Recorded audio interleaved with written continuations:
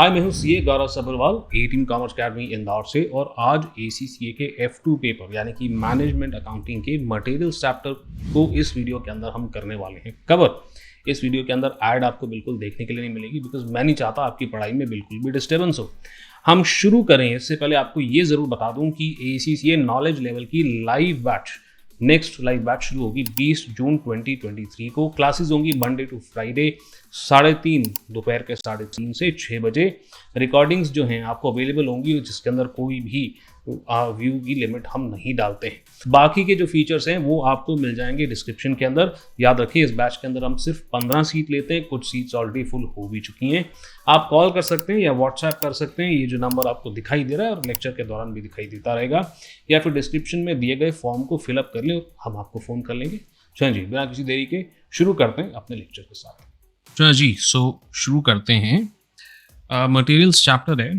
तो management accounting में जब भी मैं कोई टॉपिक पढ़ाता हूँ, मैं हमेशा बताता हूँ कि आपको पर्पस चेक करना चाहिए, एज इन कौन सी ऐसी प्रॉब्लम्स हैं जो सॉल्व करेंगे हम इस चैप्टर के अंदर, राइट। बिकॉज एक मैनेजमेंट अकाउंटेंट का पर्सपेक्टिव काम या ड्यूटी ये होती है कि किसी भी प्रॉब्लम को सॉल्व किया जाए, ठीक है। तो इस चैप्टर के अंदर भी हम देखेंगे कि what are the problems to which we are seeking a solution, ठीक है ना। एक बार टाइमलाइन कवर कर लेते हैं कि कौन कौन सी चीज़ें हम इस लेक्चर के अंदर कवर करने वाले हैं।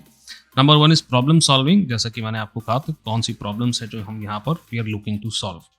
Number 2 is the cost concept, will see how to calculate the cost. Then there are these two concepts, EOQ and EBQ, ये क्या हैं और इनसे रिलेटेड क्वेश्चन भी सॉल्व करेंगे। And at the same time valuation closing stock की बात आती है कि किस वैल्यू पे वो रिकॉर्ड होना चाहिए, उसके बारे में चर्चा करके और फिर हमारा यहाँ पर मटेरियल्स का पोर्शन कवर होगा, ठीक है।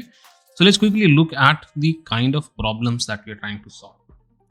होता ये कि अगर आपको पता है कि कौन सी प्रॉब्लम सॉल्व आप करने लग रहे हो एक पर्टिकुलर चैप्टर में, तो हमें याद रहता है हर कॉन्सेप्ट का मीनिंग, और मीनिंग याद रहता है ना, तो रिवीजन करने में बड़ी आसानी होती है। और जैसे क्वेश्चंस आपको अंडरस्टैंडिंग के बेस पे पूछे जाते हैं, आपकी अंडरस्टैंडिंग भी स्ट्रांग हो। Let's have a look. तो येलो में आपको दिख रहा होगा ये सारी चीज़ें जो हैं, these are actually problems that we trying to solve. Problem number 1 is the cost of inventory, ठीक है। So inventory cost is not easy as कि भाई जितने में माल खरीदा है बस उसको कॉस्ट हो जानी चाहिए, ठीक है ना। So there are several other elements to it.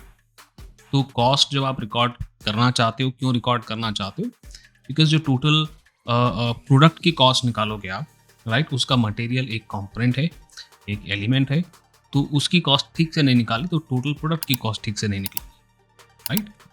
दूसरी प्रॉब्लम हमारी हो जाती है कि जब भी हम फ़ोन उठा करके ऑर्डर करते हैं तो कितनी क्वांटिटी में हमें ऑर्डर करना चाहिए। तो ये प्रॉब्लम सॉल्व करने के लिए we use concepts like economic order quantity.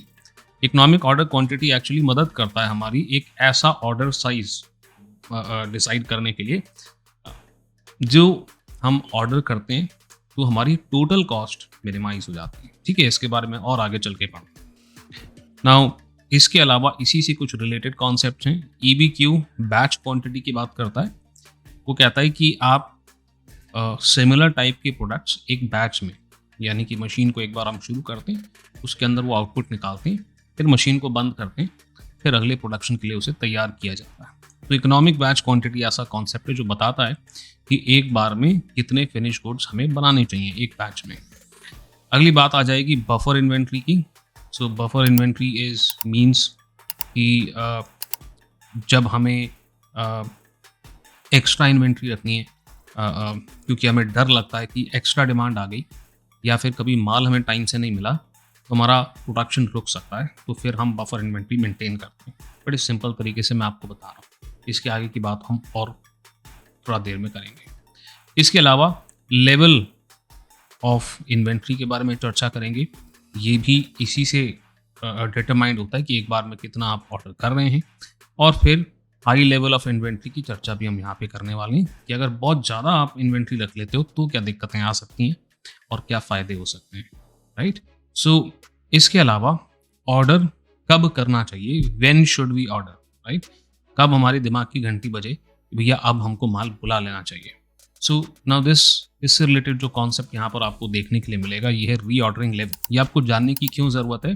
क्योंकि अगर आप बहुत लेट ऑर्डर करते हो तो देयर इज़ अ पॉसिबिलिटी कि आपका जो स्टॉक है वो ख़त्म हो जाए और नया स्टॉक आपके पास ना आने के कारण आपका प्रोडक्शन रुक जाए। प्रोडक्शन रुकने की वजह से आप सेल नहीं कर पाएंगे, आए हुए कस्टमर्स को पलट के जाना पड़ेगा और आपका जो रेपुटेशन है आपकी वो डैमेज हो सकती है। The next problem that we trying to solve is की क्लोजिंग स्टॉक, क्योंकि फाइनेंशियल स्टेटमेंट्स में जाना होता है और इसके अलावा भी इसके और कई सारे यूजेस हैं, इसका वैल्यू किस बेसिस पे हमें कैलकुलेट करना है, that is what we are going to look here. And then आखिरी प्रॉब्लम जो यहाँ पर हम सॉल्व करते हैं वो करते हैं कि ऐसा नहीं है कि हमने हमारे पास जो स्टॉक आ रखा है इसकी कॉस्ट निकाली, वैल्यू निकाली, कब ऑर्डर करना चाहिए और कितना ऑर्डर करना चाहिए ये देख लिया तो प्रॉब्लम सॉल्व हो गई हमारी। We still have one more problem. Now on a regular basis अगर आपके पास आया हुआ माल पड़ा रहता है, आप उसे बार बार चेक नहीं करते हो, तो वो ऑब्सोलीट हो सकता है। ऑब्सोलीट का मतलब है कि वो रहेगा अच्छी कंडीशन में, बट जिस चीज़ के लिए आप उसे इस्तेमाल कर रहे थे मे बी वो टेक्नोलॉजी आउटडेटेड हो चुकी है या फिर उस प्रोडक्ट की स्पेसिफिकेशंस बदल चुकी हैं और अब वो रॉ मटेरियल उसमें नहीं लग सकता। ऑब्सोलीट हो सकता है यानी कि आप किसी भी इन कारणों में से आपके काम का नहीं रहेगा, या फिर डैमेज हो जाएगा मगर आपको पता नहीं चलेगा, चोरी हो जाएगी मगर आपको पता नहीं चलेगा, या फिर इन्वेंट्री के लिए प्रॉपर डॉक्यूमेंटेशन आपने मेंटेन ना किया हो तो आपको ये पता नहीं चलेगा कि आपके पास पड़ा हुआ स्टॉक अगर कम है तो क्यों है, ज़्यादा है तो क्यों है। ठीक है, so more of that will talk later in this chapter. So these are the 5 problems that we are trying to solve here. Number 1 कि कॉस्ट कैसे निकालनी है, कितना ऑर्डर करना है, कब ऑर्डर करना है, क्लोजिंग स्टॉक का वैल्यूएशन कैसे करना है, और कंट्रोल यानी कि ध्यान कैसे रखना है ताकि बड़े बड़े माल हमारा जो है ख़राब ना हो जाए, डैमेज नहीं हो जाए, ऑब्सोलीट ना हो जाए, कंट्रोल कैसे मेंटेन करना है। These are things, these are the problems that as a management accountant we are looking to solve. है ना, so let's start with the first problem that we have and that we need to understand is cost of the inventory. जैसे कि मैंने आपको कहा कि cost of the inventory is not something very very simple कि भाई purchase price आपने जितने में ख़रीदा उतने में नोट कर लें। डेफिनेटली ये एक कंपोनेंट रहता है, बट इसके अलावा कुछ कंपोनेंट्स और रहते हैं। एक दूसरा कंपोनेंट हमारा यहाँ पर रहता है होल्डिंग कॉस्ट का। होल्डिंग कॉस्ट एसेंशियली मीन्स कि अगर आपने कोई रॉ मटेरियल ख़रीदा है, जब तक आप उसे बेच नहीं देते वो रॉ मटेरियल आपके पास संभाल के रखा होता है। उसका ध्यान रखने के लिए एम्प्लॉयज़ होते हैं, आग से डिस्ट्रॉय ना हो जाए वो, उसके लिए आप उसका इंश्योरेंस भी करके रखते हैं, और कुछ ओवरहेड्स वगैरह क्योंकि आपका वेयर हाउस में स्पेस ऑक्यूपाई करता है, बिजली का इस्तेमाल होता है ताकि सूटेबल कंडीशन मेंटेन करी जा सके ताकि वो स्टॉक पड़े पड़े ख़राब ना हो जाए। ये सारे खर्चे आपके होल्डिंग कॉस्ट के अंदर आते हैं। And then comes the ordering cost. जब आप माल ऑर्डर करते हैं, एक कंपनी के अंदर स्टाफ होता है, usually purchase department. Now purchase department का काम ही ये होता है कि अलग अलग सप्लायर्स जहाँ से हमें रॉ मटेरियल लेना है उनसे कोट वगैरह मंगाए और चूज़ करे कि कौन से सप्लायर से हमें माल जो है वो बुलवाना है। ठीक है, और जब भी आप अपने टीम को कहते हो भी माल मंगाओ तो ये ऑर्डरिंग कॉस्ट होती है। तो अगर आप बहुत कम क्वांटिटी ऑर्डर करते हैं तो आपको बार बार ऑर्डर करना पड़ेगा, यानी कि नंबर ऑफ़ ऑर्डर्स बढ़ जाएंगे। इसके अंदर आपके एम्प्लॉयज़ का समय ज़्यादा जाएगा और क्योंकि एम्प्लॉयज़ को हम सैलरी देते हैं उनका समय ज़्यादा लगेगा, तो ऑब्वियसली बात है दैट हमारा जो सैलरी का एक्सपेंस है उन एम्प्लॉयज़ के लिए वो बढ़ जाएगा और उसे हम ऑर्डरिंग कॉस्ट के अंदर कंसिडर करें। ठीक है जी, अगली बात इसके अंदर होती है स्टॉक आउट कॉस्ट की। नाउ ये सबसे बड़ा खर्चा है, मतलब ये एक ऐसा खर्चा है जिससे हम डरते हैं, कोई भी कंपनी डरती है और कोई भी कंपनी कभी ये नहीं चाहेगी कि स्टॉक आउट कॉस्ट का उसको मुंह देखना पड़े। स्टॉक आउट कॉस्ट का मतलब है कि अगर आपके पास रॉ मटेरियल ख़त्म हो जाए, ठीक है, तो जो आपके खर्चे आते हैं उसे स्टॉक आउट कॉस्ट कहा जाता है। अगर उनके कुछ एग्जांपल लेते हैं भी, जैसे स्टॉक आउट हो गया, दिस वुड एसेंशियली मीन कि आपके पास रॉ मटेरियल ख़त्म हो गया तो जैसा मैंने बताया कि आप प्रोडक्शन नहीं कर पाएंगे। आप प्रोडक्शन नहीं कर पाएंगे तो आपके पास आए हुए कस्टमर नाराज़ हो सकते हैं, आपके बिज़नेस की रेपुटेशन डाउन हो सकती है। हो सकता है कि उस समय उस प्रोडक्ट की डिमांड ज़्यादा हो रही हो तो वो डिमांड की वजह से जो एक्स्ट्रा सेल्स आप जनरेट कर पा रहे थे वो भी आपकी चली जाएंगी। सो यहाँ पर आपका डायरेक्ट बिजनेस का लॉस होता है। आप खुद ही सोच के देखो, अगर आप किसी एक दुकान पे जाते हो ब्रेड लेने के लिए, पहले दिन आपको नहीं मिलती तो भी आप माफ़ कर दोगे, दूसरी बार जाओगे अगले दिन ब्रेड लेने जाओगे, नहीं मिली, फिर भी आप माफ़ कर दो, तीसरी बार तो आप माफ़ करोगे ही नहीं। आप बोलोगे यार यहाँ जब भी जाओ इनके पास स्टॉक ही नहीं होता, इज़न्ट इट? तो ऐसा हर बिजनेस के लिए होता है कि भाई अगर उनके पास स्टॉक नहीं है और कस्टमर्स को बार बार मना करना पड़े, तो उनके बिजनेस में काफ़ी उनको हेवी लॉस हो सकता है, and that is any business would not want that. But remember, ये cost day to day basis पे नहीं होता है, रेकरिंग बेसिस पे नहीं होता है, और इनफैक्ट हम आगे जाके टेक्निक सीखने वाले हैं, अलग अलग कॉन्सेप्ट सीखने वाले हैं, जिससे ये स्टॉक आउट कॉस्ट कभी बिजनेस को देखनी ही नहीं पड़े। तो अगर एक बिजनेस प्रॉपरली स्टॉक मेंटेन करता है, सही क्वांटिटी में गुड्स को ऑर्डर करता है, सही समय पे ऑर्डर करता है, तो उसे हो सकता है स्टॉक आउट कॉस्ट कभी देखनी ही ना पड़े। यानी कि स्टॉक आउट कॉस्ट ऐसी है जिसे कि मेजर्स लेकर के अवॉइड किया जा सके, कि दिस इज अवॉइडेबल कॉस्ट। पांचवी बात हमारी यहाँ पर आती है इन्वेंट्री रिकॉर्डिंग सिस्टम्स की। इसके बारे में बहुत थोड़ी सी हम बातें करते हैं, but essentially it means software and hardware, right. हर ऑर्गेनाइजेशन के अंदर कंप्यूटर वगैरह लगे होते हैं, सॉफ्टवेयर्स होते हैं जिसके थ्रू इन्वेंट्री आई है या गई है उसका रिकॉर्ड मेंटेन किया जाता है, और इन सिस्टम्स को ऑपरेट करने के लिए भी एम्प्लॉयज़ होते हैं। इस सब पे जो भी खर्चे होते हैं इसे इन्वेंट्री रिकॉर्डिंग सिस्टम कहा जाता है। ये कॉस्ट जो होती है इन टॉप 3 कॉस्ट के मुकाबले कुछ भी नहीं होती है, बहुत नेग्लेजिबल होती है, ठीक है। इसलिए इस चैप्टर के अंदर we are only going to focus on purchase price, holding cost and ordering cost. Stock out cost बहुत बड़ी कॉस्ट होती है और इसे अवॉइड करने के लिए मेजर्स भी हम डिस्कस करेंगे इस पर्टिकुलर चैप्टर के अंदर, ठीक है जी। फिलहाल आगे बढ़ते हैं हम अपने कॉन्सेप्ट के साथ। Let's now talk about how do we calculate holding and ordering cost. Because आपको अगर ना इन्वेंट्री का टोटल कॉस्ट निकालना है तो आपको कॉस्ट नंबर 1, 2 और 3 को ऐड करना होगा। स्टॉक आउट कॉस्ट को हम इसलिए ऐड नहीं कर रहे क्योंकि अगर हम सिस्टमैटिक तरह से चलते हैं तो हमें स्टॉक आउट कॉस्ट कभी देखने को मिलेंगी ही नहीं, रेकरिंग नहीं है, अवॉइडेबल है। पांचवी कॉस्ट को इन्वेंट्री रिकॉर्डिंग सिस्टम्स को इसलिए इंक्लूड नहीं करते बिकॉज ये बहुत मिनिस्क्यूल कॉस्ट होती है और इसे जनरल ओवरहेड्स में डाल के हम साइड कर देते हैं। तो मेनली ये 3 कॉस्ट को जब आप ऐड करते हैं, परचेज कॉस्ट, होल्डिंग कॉस्ट और ऑर्डरिंग कॉस्ट, तो निकल कर आती है आपकी total cost of the inventory, यानी कि इतने में हमने माल जो है खरीदा है, ठीक है ना। होल्डिंग कॉस्ट, अब आपको फॉर्मूला तो सामने दिख ही रहा है, ठीक है। मैं फॉर्मूला में आपको रटवाने नहीं लग रहा, आपको लॉजिक बताऊंगा हर कॉस्ट का, और लॉजिक सुन करके आप समझ जाएंगे कि ऐसा इसका फॉर्मूला होना चाहिए। सबसे ऑब्वियस और सबसे लॉजिकल फॉर्मूला होता है ऑर्डरिंग कॉस्ट का।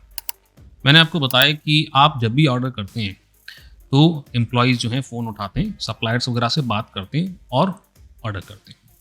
अगर आप ऑर्डर साइज़ यानी कि एक बार में जितना क्वांटिटी ऑर्डर करते हैं तो आपको आपके एम्प्लॉयज़ को बार बार फ़ोन उठाना पड़ेगा और जब ज़रूरत आएगी ऑर्डर करने के लिए उन्हें कॉल करना पड़ेगा। बट जब आप एक बार में बहुत ह्यूज क्वांटिटी मंगवाते हैं तो उन्हें ये खर्चा कम हो जाता है, ठीक है। सो एक एग्जांपल मैं आपको प्रैक्टिकल देता हूँ भाई। फॉर एग्जांपल आपको 12,000 यूनिट्स की ज़रूरत महसूस होती है, बट आप जब भी ऑर्डर करते हैं तो आप 1200 यूनिट्स ऑर्डर करते हैं, ठीक है, एक बार में। तो कितनी बार फ़ोन करके ऑर्डर करना पड़ेगा? दैट्स राइट, उन्हें 10 बार फ़ोन करना पड़ेगा कि भैया आप ऑर्डर भेज दो हमें, ठीक है ना। बट इसी के अगेंस्ट अगर आपको 12,000 की क्वांटिटी चाहिए, right, and every time when you order 6,000 units, आप एक बार में 6,000 यूनिट्स मंगा लेते हो, देन व्हाट हैपेंस इज कि केवल आपको 2 बार ऑर्डर करना पड़ेगा, राइट। सो जैसे ही, right, so ordering cost is going to reduce अगर आप ऑर्डर साइज को बढ़ा दो, ठीक है। तो ऑर्डर साइज क्या है? डिनोमिनेटर में जो है हमारा, इसे ऑर्डर साइज कहते हैं और इसे हम डिनोट करते हैं क्यू से। 12,000 रिप्रेजेंट करता है पूरे साल में आपको कितनी डिमांड आती है, और इसे हम रिप्रेजेंट करते हैं टी से, यानी कि डी अपॉन क्यू में करता हूँ तो मुझे पता चलता है कि कितनी बार मेरे एम्प्लॉयज़ फ़ोन उठा करके ऑर्डर करते हैं। Very simple. नाउ जब भी वो फ़ोन उठा करके कॉल करते हैं और ऑर्डर करते हैं तो वहाँ पर कोई मॉनिटर नहीं करता कि कॉस्ट कितनी आ रही है ऐसा करने में। ऑब्वियसली बात है कि उन एम्प्लॉयज़ को मंथली सैलरी दी जा रही है, उनका एक टोटल बिल निकल करके आता है जिसमें कि पहले डिसाइड कर लिया जाता है कि अगर ऑर्डर किया जाएगा तो उसके ऊपर टोटल इतनी कॉस्ट पर ऑर्डर आए। ये हमेशा आपको क्वेश्चन में दे रखा होगा, तो रियल लाइफ में तो हमें इसको एसेस करना पड़ता है, बट क्वेश्चन के अंदर, एग्जाम के अंदर आपको ये दे रखा होगा। तो अगर मैं नंबर ऑफ ऑर्डर्स को कॉस्ट ऑफ प्लेसिंग ऑर्डर से मल्टीप्लाई करूंगा तो मुझे ऑर्डरिंग कॉस्ट मिल जानी चाहिए। और देखो यही वो कर रहे हैं यहाँ, नंबर ऑफ ऑर्डर्स निकाला है उन्होंने और उसे मल्टीप्लाई कर दे रहे हैं cost of placing an order, यानी कि एक ऑर्डर को प्लेस करते हैं तो कितनी कॉस्ट आएगी। इन दोनों को मल्टीप्लाई किया है तो ऑर्डरिंग कॉस्ट आ गई। ठीक है, तो कंसेप्चुअली हमें पता चल गया कि जितने ज़्यादा ऑर्डर किए जाएंगे राइट, उतनी ज़्यादा हमारी ऑर्डरिंग कॉस्ट आएगी। दूसरी बात, ज़्यादा ऑर्डर कब करने पड़ेंगे, जब आप फ़ोन उठा करके बहुत छोटे छोटे ऑर्डर करते हो राइट, तब आपको ज़्यादा बार ऑर्डर करना पड़ेगा राइट। और वहीं पे अगर आप ऑर्डर साइज बढ़ा लेते हैं तो जल्दी मतलब और नंबर ऑफ ऑर्डर्स रिड्यूस होते हैं, जिससे ऑर्डरिंग कॉस्ट भी रिड्यूस हो सकती है। ठीक है, दूसरी बात है holding cost. Now holding cost essentially means कि आपके पास इन्वेंट्री यानी कि स्टॉक जितनी देर तक पड़ा रहता है राइट, उतना ही होल्डिंग कॉस्ट बढ़ जाती है। ठीक है, तो ये होल्डिंग कॉस्ट मैंने आपको बताया जैसे इंश्योरेंस कॉस्ट वगैरह देती है। तो रॉ मटेरियल जैसे कि हमने मंगाया और वो प्रोडक्शन प्रोसेस में इस्तेमाल हो, उसमें काफ़ी समय लग जा रहा है, और अगर ज़्यादा समय लग जाता है तो ऑब्वियस सी बात है कि हमारी जो कॉस्ट है the holding cost is going to increase. ठीक है ना, तो होल्डिंग कॉस्ट अगर हमारी इंक्रीज यहाँ पर हो जाती है, अगर हम बहुत सारा माल एक साथ बुला लेते हैं, अगर हम कम माल बुलाएंगे तो वो फटाफट यूज होकर ख़त्म हो जाएगा और फिर हमको और ऑर्डर करना पड़ेगा राइट। सो यहाँ पर हम देखते हैं कि ऑन एन एवरेज हमारे पास कितनी इन्वेंट्री पड़ी होती है, तो उसके लिए हम एवरेज इन्वेंट्री निकाल लेते हैं। एवरेज इन्वेंट्री हमारी निकलती है जब हम ऑर्डर साइज को यानी कि एक बार में जो क्वांटिटी ऑर्डर करते हैं जब उसे हम 2 से डिवाइड करते हैं। ठीक है, नाउ प्लीज़ अंडरस्टैंड ये एवरेज निकालने का मेथड कोई पुराना कोई नया मेथड नहीं है। हम एवरेज इन्वेंट्री निकालते थे क्लास 12th में भी, रेशियो एनालिसिस करते थे जब हमको रेशियो निकालना होता। तो ये रेशियो निकालने के लिए टोटल इन्वेंट्री हम opening plus closing divided by 2 करते थे, बट अगर हमें दोनों फिगर नहीं दिए होते थे तो जो भी हमें फिगर दिया होता था उसे 2 से डिवाइड किया करते थे। So this is the same method. हमें एवरेज इन्वेंट्री निकालनी है तो ऑर्डर साइज यानी कि एक बार में जितनी इन्वेंट्री हम ऑर्डर करते हैं फ़ोन करके उसे डिवाइड कर देते हैं 2 से राइट, और फिर मल्टीप्लाई करते हैं क्वेश्चन में दी गई होल्डिंग कॉस्ट पर यूनिट से, तो हमें टोटल होल्डिंग कॉस्ट का पता चलता है।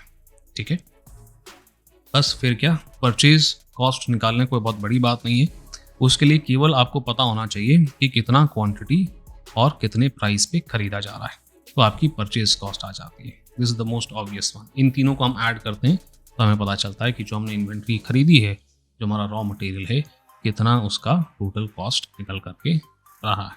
ठीक है ना, तो एक बात बहुत ऑब्वियस है यहाँ पर, होल्डिंग कॉस्ट के अंदर आप एवरेज इन्वेंट्री का फिगर ले रहे हैं। Now average is not accurate right, so total cost जो आप निकाल रहे हैं उसका हमें एक अंदाज़ा पता चल रहा है, एक्चुअल पता नहीं चल रहा है। ठीक है, बिकॉज आपने यहाँ पर एवरेज फिगर ले लिया है। ठीक है सर, एवरेज फिगर क्यों ले रहे हैं, एक्चुअल क्यों नहीं ले रहे हैं? एवरेज फिगर इसलिए ले रहे हैं क्योंकि एक्चुअल फिगर पता करना बेहद मुश्किल होता है, क्योंकि एक ही दिन में इन्वेंट्री कई बार बढ़ती है कई बार घटती है, और इस वजह से एक्चुअल फिगर पता करना इज़ नॉट पॉसिबल, और इसलिए एवरेज इन्वेंट्री फिगर का इस्तेमाल किया जाता है। ठीक है जी, तो यहाँ से हमें पता चलती है टोटल कॉस्ट। तो एक एग्जाम्पल के थ्रू इसको हम अंडरस्टैंड करके देखते हैं। तो वो कह रहे हैं जी, कंपनी जो है कुछ कंपोनेंट्स का इस्तेमाल करती है और इस्तेमाल करने का उनका रेट है 6000 यूनिट्स पर ईयर, यानी कि एक साल में 6000 यूनिट्स का इस्तेमाल कर लेती है। तो एक साल में जितने कंपोनेंट्स की ज़रूरत पड़ती है, मैंने आपको बताया था, उसे हम डी कहते हैं, डी से डिनोट करते हैं। तो यहाँ पर डी हमारा 6000 हो। अगली बात वो कह रहे हैं कि which are bought at a cost of $1.20 from the suppliers, यानी कि ये परचेज प्राइस है। This is your purchase price. इस परचेज प्राइस को हम यहाँ लिखते हैं $1.20। इसके अलावा वो कह रहे हैं कि कंपनी ऑर्डर करती है 1000 unit each time its place an order, यानी कि जब भी वो ऑर्डर प्लेस करते हैं तो वो 1000 यूनिट्स ऑर्डर करते हैं। सो ऑर्डर साइज की हम बात कर रहे हैं यहाँ पे, तो इसे हम डिनोट करते हैं क्यू से, विच इज 1000 यूनिट्स। ठीक है, अब वो कहते हैं कि and average inventory held is 500 units. वो कहते हैं ऑन एन एवरेज 500 यूनिट जो है हम होल्ड करके रखते हैं। तो एवरेज यूनिट्स वैसे तो हमें निकालना होता है Q/2 करके, बट वो उन्होंने ऑलरेडी निकाल करके आपको दे दिया है। एवरेज इन्वेंट्री का फिगर 500, 1000 को 2 से डिवाइड करोगे तो 500 ही आएगा। अगली बात है, वो कह रहे हैं कि it cost $20 each time to place an order, यानी कि हर बार ऑर्डर प्लेस करने की कॉस्ट उन्होंने बता रखी है।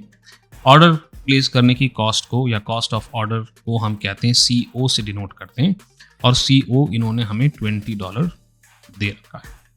ठीक है, तो हमें पता चल जाए कि कितनी बार हमें ऑर्डर करना पड़ रहा है, तो हम उसे 20 से मल्टीप्लाई करके ऑर्डरिंग कॉस्ट निकाल सकते हैं।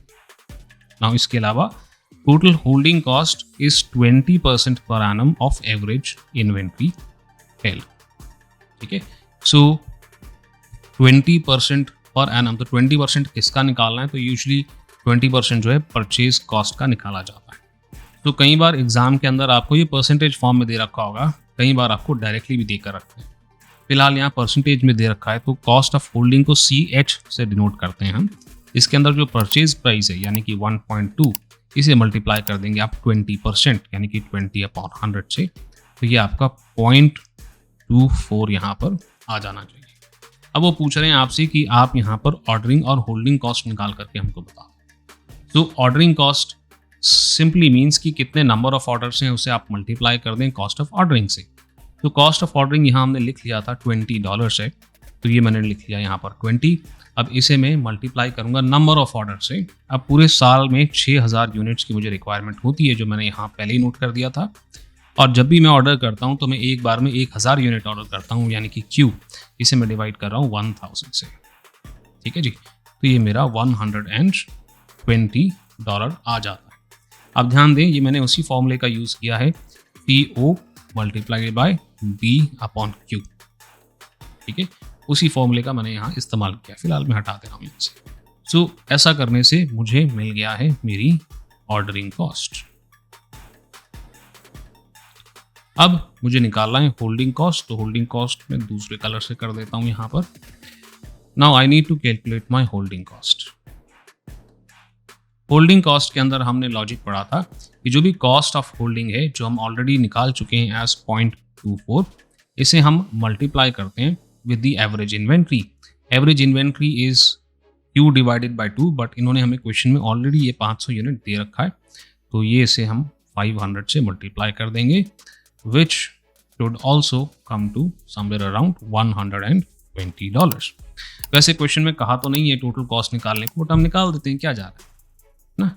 नाउ तीसरी कॉस्ट जो हमें ऐड करनी होती है वो होती है परचेज कॉस्ट, राइट। सो परचेज कॉस्ट ऐड करने के लिए हम कितना क्वांटिटी ऑर्डर कर रहे हैं, तो पूरे साल में हमने 6000 क्वांटिटी ऑर्डर करी है, राइट। एंड हम जब उसे ऑर्डर करते हैं तो हम $1.2 के हिसाब से करते हैं। ऐसा क्वेश्चन उन्होंने हमको शुरू में ही दे रखा है, हमने ऊपर लिख भी लिया था, यानी कि ये आता है $7,200। अब इन तीनों चीज़ों को आप ऐड करते हो तो टोटल कॉस्ट निकल के आएगी, which in this case is going to be $7,440। ठीक है जी, चले। तो इसी तरह से एक सवाल हम और करते हैं, और यहाँ पर भी समझ लेते हैं कि किस तरीके से हम यहाँ पर कॉस्ट को कैलकुलेट करने वाले। तो आप देखें कि यहाँ पर बता रखा है कि company has recorded the following details for component 427। इस कंपोनेंट को भेजा जाता है बक्सों के अंदर, और हर बक्से के अंदर 10 कंपोनेंट्स होते हैं, ऐसा वो कह रहे हैं। ऑर्डरिंग कॉस्ट आपको दे रखी है $32 पर ऑर्डर। मैं उम्मीद करता हूं कि आपको जो है लेक्चर पसंद आया है। अगर इस लेक्चर का सेकंड पार्ट चाहते हैं तो कमेंट सेक्शन के अंदर फटाफट से मुझे बता दें, और मैं उसको भी अपलोड कर दूंगा। एक रिमाइंडर बस दे दूं आपको, अगली बैच शुरू हो रही है 20 जून 2023 को। इस बैच को आप ज्वाइन करना चाहते हो, घर से लाइव अटेंड करना चाहते हो, या फेस टू फेस क्लास में आकर के अटेंड करना चाहते हो, तो प्लीज़ आप ये जो नंबर दिख रहा है इसके ऊपर आप कॉल कर दें। याद रखें, सिर्फ और सिर्फ 15 सीट्स हैं। कोशिश करें इस वीडियो के तुरंत बाद एक्शन लेने की, और जो भी आपको जानना है आप हमसे जान सकते हैं। अभी के लिए इतना ही, मैं आपसे मिलता हूँ अगली वीडियो में।